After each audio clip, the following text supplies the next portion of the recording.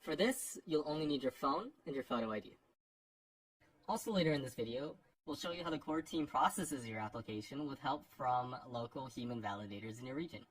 First, you will be asked to input your country and ID type that you'll use to verify your identity.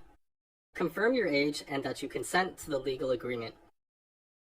Next, take a picture of your ID photo.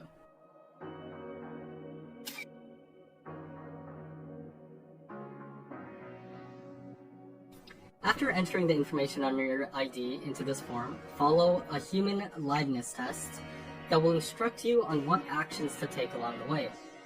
This simple but important step distinguishes real humans like you from fake accounts and computer scripts that try to hoard pie.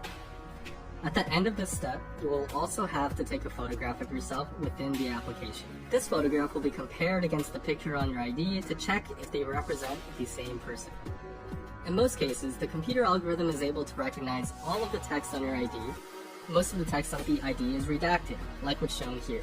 In some rare cases, when it is not possible for the algorithm to automatically read the text, the amount of redaction may be reduced to request the assistance of human validators. With this example, we can see how the pictures are also removed from the ID. The pictures are extracted out and will be compared with your selfie by a different validator, and there is no audio in the liveness detection video.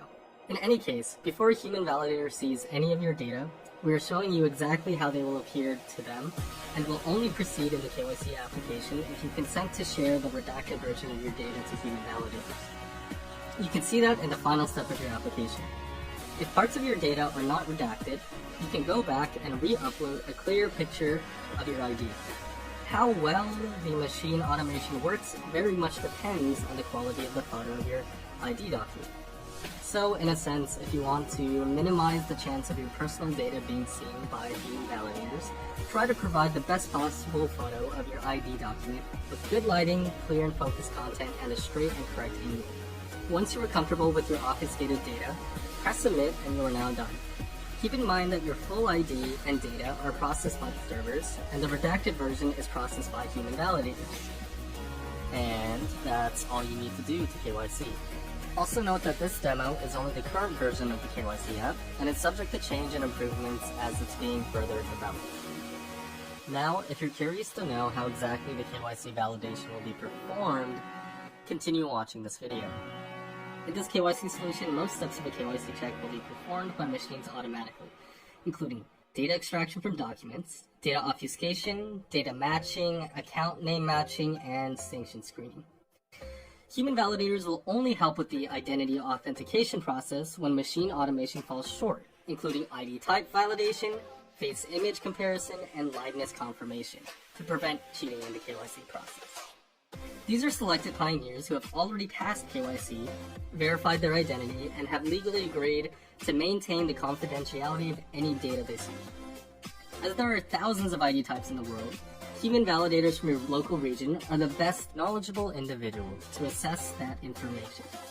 This way, the KYC solution can support the widest variety of countries and regions, ID types in the world, making Pi as accessible as possible.